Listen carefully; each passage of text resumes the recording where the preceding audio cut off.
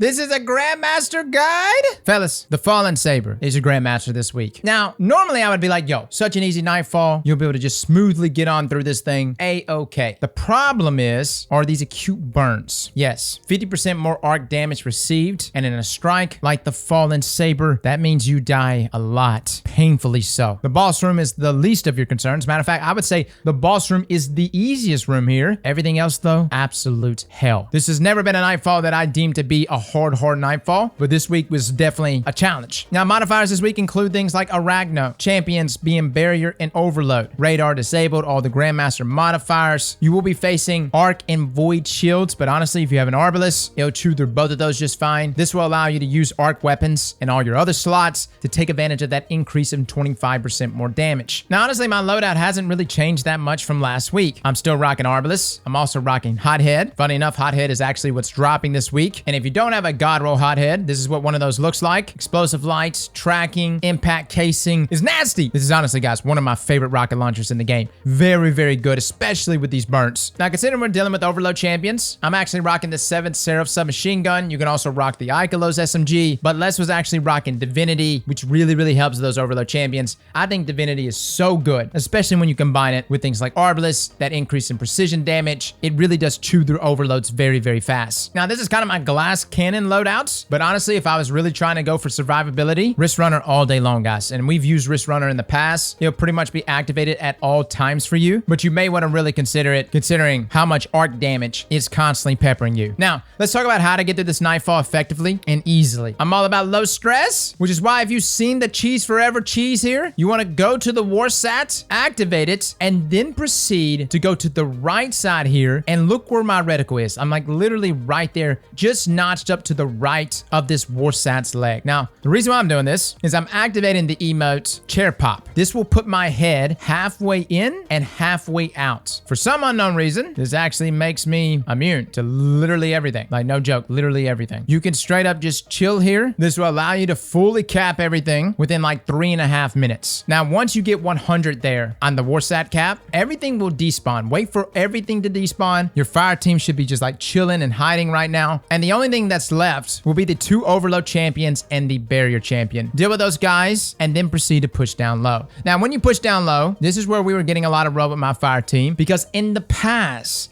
we used to literally just hug the back here and be a-okay, right? We could sit back here, tank some of the damage that was coming at us. But with those acute burns, man, it really is difficult, especially if you don't have like maybe a well on your team or something getting you some health back. I do suggest the entire team shift left and go into those tunnels. It's a little hectic over there. Pop some healing rifts, peek in and out, and get some shots off. The only thing you really need to be concerned about is that Vandals and stuff will come out of that hole and be spawning in, and this could be very troublesome. Honestly, I would actually put up my barricade. It would blind them as they were running through. But again, I was normally alone over here, so then I would just die. So again, move as a unit, move as a team, shift over. Upon dealing with the champions outside, you'll then interact with the vent cover. This will pop that open, and this will start to spawn in a number of the ads after you shoot this, including Overload champions. Again, guys, just like last week's build, Lucent Finisher is your friend here. Everyone should be rocking it, and in doing so, everyone should be shooting heavy as often as possible. And Hothead and Divinity is actually a pretty nasty combo, especially with that arc burn. Now, moving into the next section of the Nightfall, you have to deactivate these arc streams. Pretty basic stuff here, guys. You'll have some shanks that spawn out while you're going through the deactivation part. Kill those guys and then move into the next area. Now, Les was actually rocking Chaos Reach. He would open up with the Chaos Reach,